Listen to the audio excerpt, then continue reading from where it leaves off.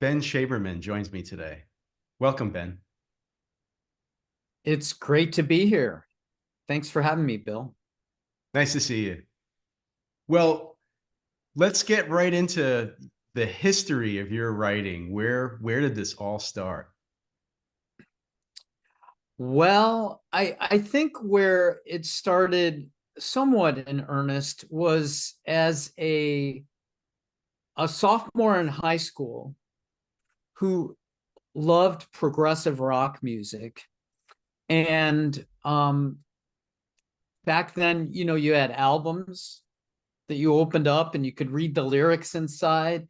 And I was pretty early on a big fan of Pink Floyd and the writing of Roger Waters. And somewhere in my sophomore year, I wrote a little poem that was somewhat inspired by the lyrics from Dark Side of the Moon, really. I'd call it Dark Side of the Moon esque, if that's an appropriate adjective. Sure. And I guess the cool story about that is it it later got submitted to a high school journal, and I totally forgot about it. And at my high school graduation, I was sitting next to my buddies in the back row of the auditorium, and my English teacher, Mrs. Zazio, tapped me on the shoulder, and she handed me the anthology that my poem had been published in. And ever since then, I've been kind of hooked. It was so cool to get my poem published. Wow, nice. And that was it from there, huh? You couldn't let go. Sort of. I mean, I went back and forth, but I really had the realization that I got a lot of satisfaction out of writing and then having it published and seen by others. That is a nice Um, feeling, I yeah. will not deny. I mean, yeah, I write for pleasure, but I do like being read and receiving, hopefully, positive comments about my writing. So when you went off after that, you went off to college? I did, and I went a totally different route. I got a bachelor's degree in computer science and then a master's degree in computer science. And I was basically in data communications for the first 12 or so years of my career. Um, but what happened in the mid 90s, toward the end of that data communications work, I knew I wasn't happy in my work.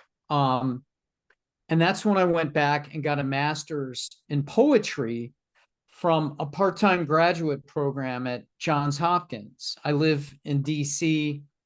Down the road, they had an evening program, and I just wanted to use another side of my brain.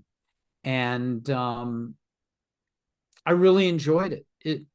I I wrote a lot of poetry, read a lot of poetry, um, and it got me sort of on a writing track after that. And I realized, or remembered, I should say, how much satisfaction I got out of writing. And then in, I would say, 1998, I left my technology career and became a communications person.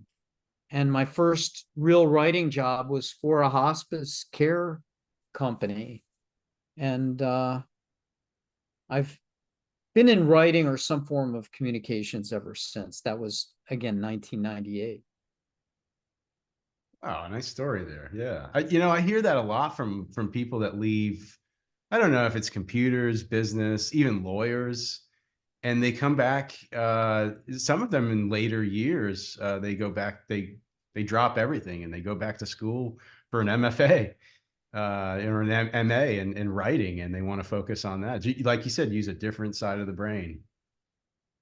And I didn't stop my career. I just decided to spend my evenings doing something a little more fun and creative. And and I didn't expect to change my career, but having an MA in writing enabled me to do that. Because on your resume, or on my resume, I just put MA in writing. I didn't say that I majored in poetry. No, you don't have to do that. Did you take other things though, other than poetry? Other writing courses or? Um, I think there was one or two courses on, it was sort of a seminar with a slew of authors. And I think I did write maybe a short story or two, but 90% of the courses were poetry, and a Wow, wow, lot of it fascinating. was workshopping poetry. Really, really immersed in the one genre. That's great. Yeah, yeah. Huh. Well, so we'll fast forward now. You went into the communications world, a lot of writing there, a lot of different types of communication, and then of course the digital world was upon us. And what you started publishing first, different essays. That's where that first book evolved from, right? Right, right. The Vegan Monologues. Yeah. And it was really and there's a pun intended here. My breakout essay was one of the first essays I've ever written, and it's called The Further Adventures of Eczema Boy, hence the pun breakout. Back in 2000, I went to my allergist and I had really awful eczema. I mean, it was very visible. Um, Little kids would point at me. I mean, it was bad. And he declared that I had the worst case of adult eczema in his practice. And I was like, wow, I knew my eczema was bad, but like to be the worst.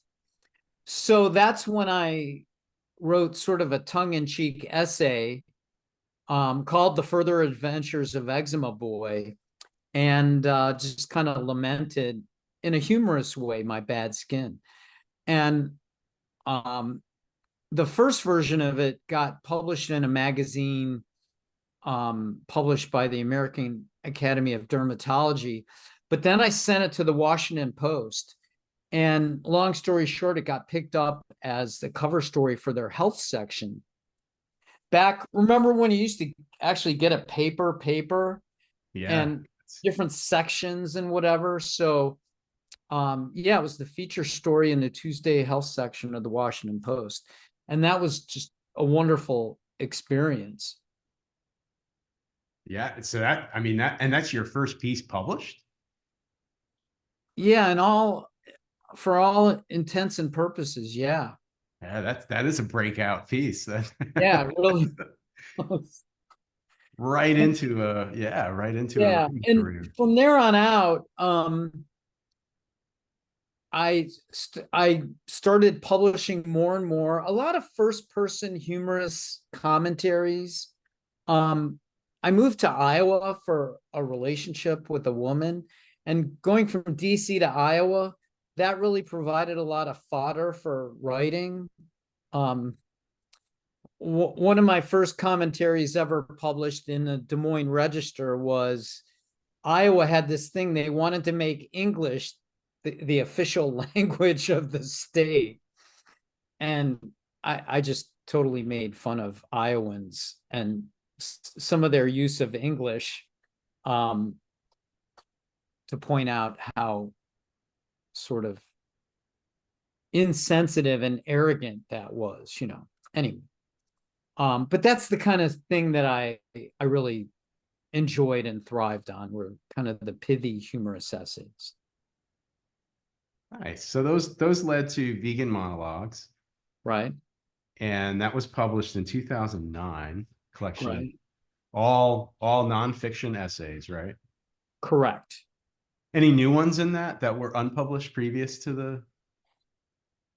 the collection, or were they all previously published in different places from I'd what you? say about half had been previously published Okay, yeah. or had never been published. Nice, nice.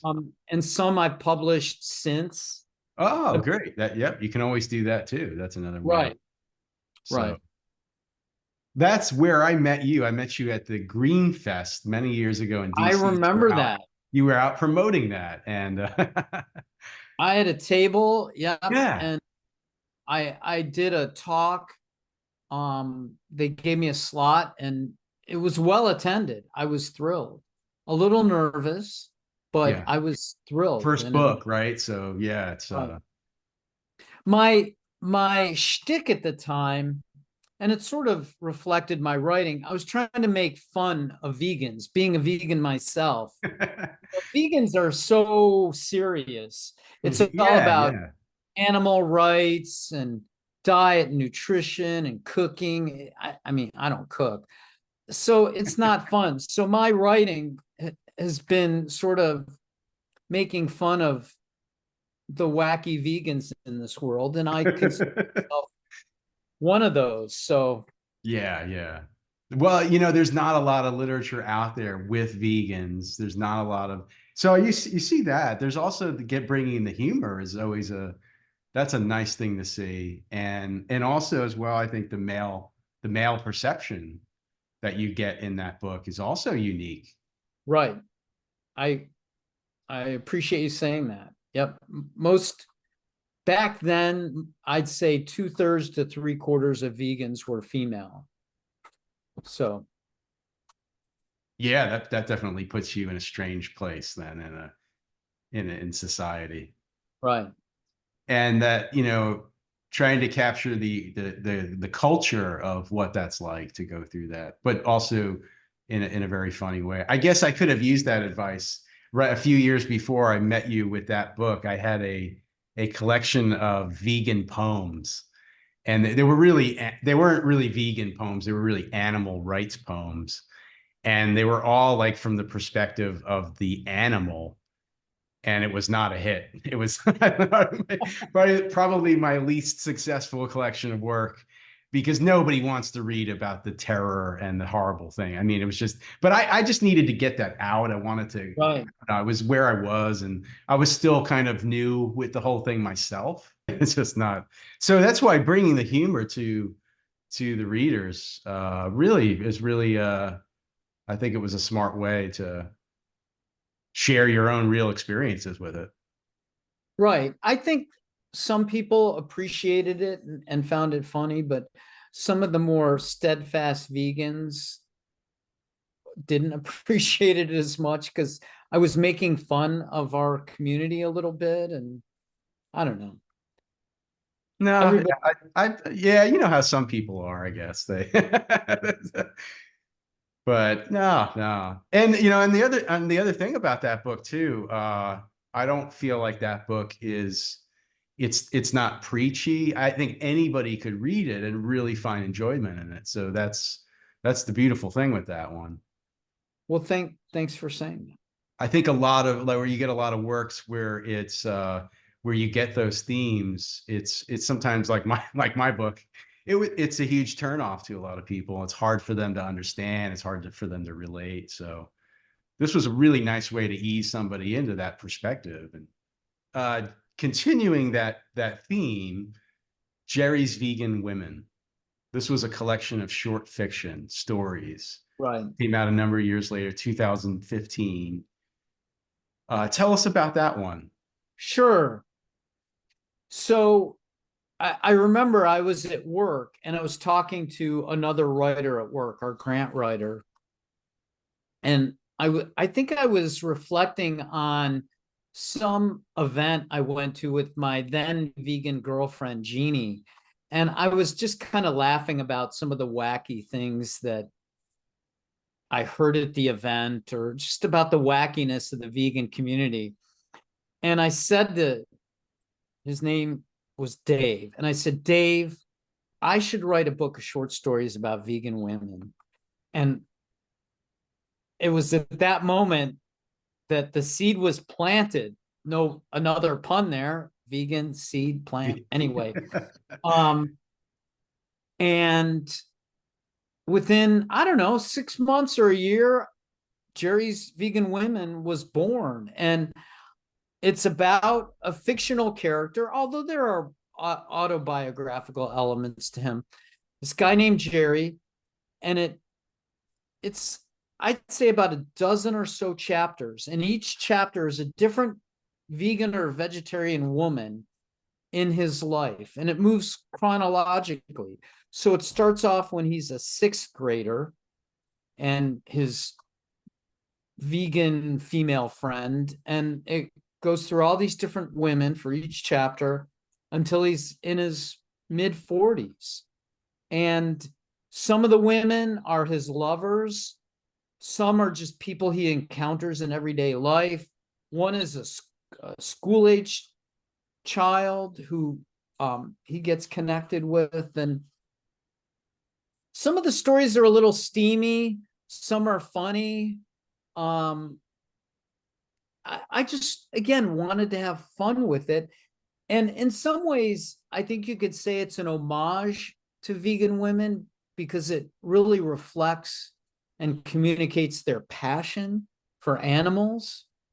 And in other ways, it kind of points out the wackiness that you see because they are so passionate about their animals. This former girlfriend, Jeannie, she would do anything for her cats. I was second on the list, and I got that straight at the beginning of our relationship. Cats ruled, but I was inspired also by her love of the cats, and she's not so different from a lot of vegan women who are so passionate about animals, and I think it's very commendable. But at times a little idiosyncratic, a little wacky. Well, it's another collection that looks at the culture of of vegan culture and the challenges also that people go through, but again with humor, more humor in this one. In some ways, is this the stories you maybe didn't get to tell in the nonfiction book? Is in some ways some.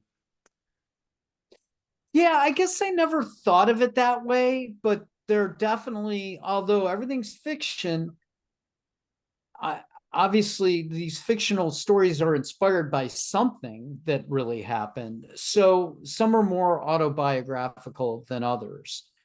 Obviously, the names and the settings have been changed to protect the innocent and the guilty. But yeah, I think I was able to say more and tell more than came out from those early stories. And who's the mysterious, beautiful woman on the cover of this book? Ah, Jerry's Vegan well, Women. her name is Amanda, and it's a long story. My original model, Sarah, I did this long photo shoot with her, and she wasn't happy with the shot we picked. And so she wouldn't sign the release form. So I was left right approaching the publication date. So I'm at a hotel in Cleveland with my nephews. My niece is getting married, and my nephews and I came from out of town. And I like needed a photo ASAP. And Amanda was one of my nephew's girlfriends. And so we went behind the Marriott on the grass one afternoon, and I took my camera out and I just started, it was like a model shot. I said, give me different looks and whatever. And yeah, she's a cute girl, You not just vegan. snapped away and I just snapped away and did a little treatment, but I'm definitely an amateur, but I was really happy with the picture. and what was the idea having the picture as the cover? Is there some symbolism or? Well, I think I wanted, some of the stories have romantic themes and plots, and I wanted it to be a little bit of a sexy book. I wanted veganism to have a little sex appeal. And so I thought rather than do something that like screams vegan, I would just have kind of a more universal image of just an attractive woman. And so, Yeah, the first book you got the carrot stick. right, And right, so yeah, this it's completely different in that regard. So right, right. wow, wow, amazing. Is she Gail? Is she representative of the character? She's No, no, she not is supposed to be. happened to be in Cleveland that weekend and willing to sign the release And that, yeah, yeah. So, and but so Amanda is the Amanda mystery model. Okay. is. Wonderful. And this book also captures the young male quest for love. So it also Definitely. goes into that same theme. Let's move to the latest book, Retina Boy. This was 2019. You're moving through different genres. You had a collection of nonfiction, then a collection of short stories, fiction, and now a fiction book, Retina Boy, a novel. Right. So how did that all happen? Now you're just going through all the different genres. Yeah. So I, for the last 20 years, I've been working at a nonprofit called the Foundation Fighting Blindness. And we fund research for people with rare inherited retinal diseases, as well as age related macular degeneration. And I wrote stories about science and I also wrote human interest stories. But one thing that impressed me were the kids that were born with a lot of vision loss, sometimes born blind. They were so courageous and kind of just took everything in stride. It was their parents who were freaked out. And they were just kind of heroic to me. And having written about so much research and treatments and cures and the science, I wanted to do something completely different and creative. And so I decided to have a lot of fun with a blind protagonist, a kid, and put him on this crazy adventure and make him a hero. And that's really what Retina Boy is all about. The way the book begins is this planet of blind inhabitants. They're very much human, but they don't have vision. And they decide they want to take over the earth. And they also think, hey, if we can learn how to bestow vision to our citizens, that would be really cool. So they swap one of their newborn babies who's blind for a human baby in an Iowa hospital just after that kid's born. And so this new baby, the parents don't know their kid's been swapped. They think it's their baby because the baby's only a day or two old.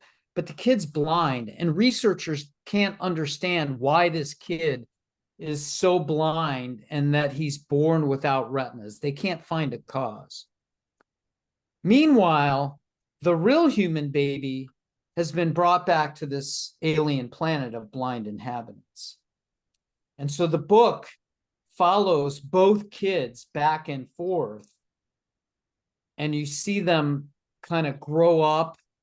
And that's where I'll stop because I don't want to give away the plot. But Retina Boy is the blind alien who's raised on Earth, and nobody realizes he's an alien.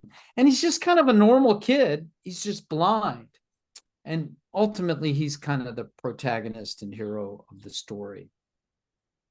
But one thing I will say is I infused a lot of classic rock and music into the book.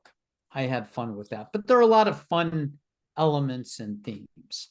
I'm a big music lover, so I appreciated that. And yeah, it's very noticeable. You definitely the music. Did this start as a novel?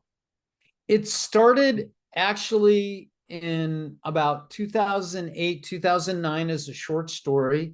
And then a few years later, I thought, I'm going to make this into a novel.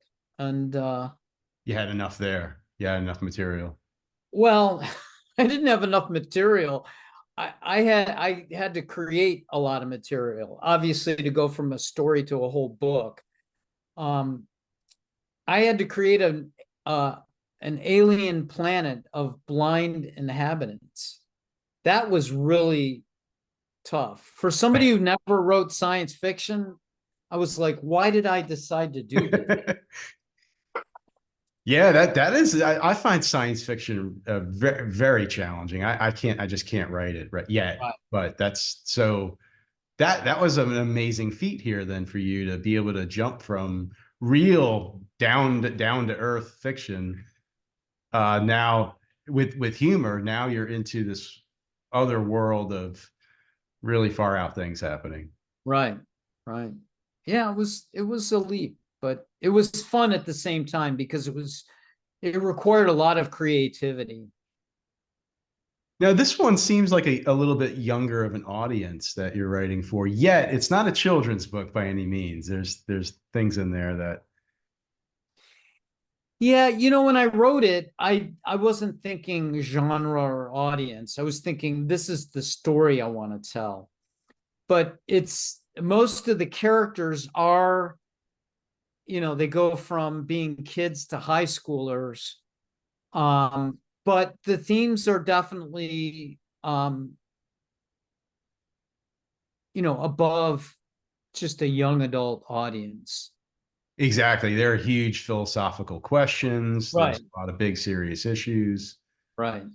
Exactly. So well, I assigned this book, Retina Boy, in a university course, and I have these fun questions from my students last semester, and I thought I'd go through some of these and ask a few. These were the things that I asked them. What would you ask the author if you could?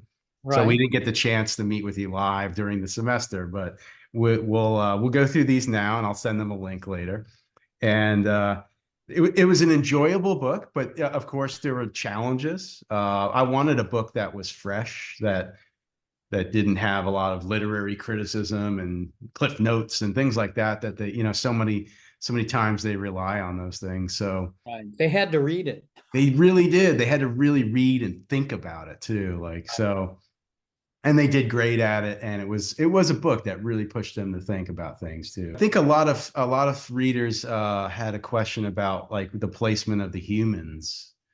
I guess what I'll say, I'm not sure if it answers the question, but you have the alien planet Zuba and its inhabitant Zubans, and their initial goal is to take over the Earth. And so, as humans, there's a few ways we can react to that. Although most humans on Earth in this book had no idea what was going on, but what I hope to convey is that there's a way for opposing forces to find common ground and reconciliation. And ultimately, this is a spoiler this is just to your students, right? At this point, what we're about to talk about. Well, regardless, music plays a big role in getting Zubins to love the people of Earth. And I wanted that to be an important theme. So yeah, the conflict is resolved. And we humans, when you look at all the crazy, awful stuff that we do to each other, maybe I was being a little idealistic. And really, when I think about it, I was purposely being idealistic. I wanted the humans to do something good and, find a way to kind of mitigate the aggression of these in potentially invading Zubins. And they did it through music. I mean, that may sound kind of, I don't know, oversimplified or idealistic, but I think we need more of that in this world. Was there anything about the Z's? Why you chose the Z words? Or Not really. I just had fun with it. one student wanted to know why Danny and Marcy were fixed instead of celebrated. Well, I think Marcy was celebrated. I Yeah, mean, yes. she, that character, she is initially Retina Boy's pal, and she can't walk. She's in a wheelchair. So they have different disabilities, but they complemented each other. And she's a hero as well in the book because she's really smart and she succeeds very well. And I don't want to give too much else away, but in some ways, she's as much a hero in the book as Retina Boy. Somebody wanted to know, were you interested in reaching an audience of people with or without disabilities? I'm happy to reach a universal audience, but in the community I work in, there are a lot of people with vision loss. So I definitely wanted to reach them. And there's an audio version of the book, which I felt I really had to It's do. necessary for this. Yeah. Yes. My publisher didn't do audiobooks, but they gave me a license to the audio version. So I hired this guy, Barrett Letty, who's a pretty good voice to do the audio version. Nice, nice. Have you gotten feedback from people who listened to it who may have had from that background? Yeah. I overall, for the most part, I got positive feedback. Yes. Nice, nice. Some asked about the ending of the book, why you chose that, and if there will be a sequel. I wondered myself, is there a sequel here? Probably not. I certainly set myself up to write a sequel, but I it just it's not in me, at least not now. But I have been exposed to a lot of stories through my life, whether they're movies or books or short stories, and everything always seems to be tied up in a nice knot at the end. And I purposely didn't want that to happen. And so I don't want to talk about the ending, but it kind of leaves you hanging a little bit. But I did that purposely because, you know, I mean, if we look at literature or movies or whatever as being a reflection of life, life doesn't have very many definitive conclusions. You're just going from one thing to the next. You may have a victory, but there's next season or there's some other challenge. So I purposely didn't want to wrap it up in a nice bow. I felt that was too easy, too cliche.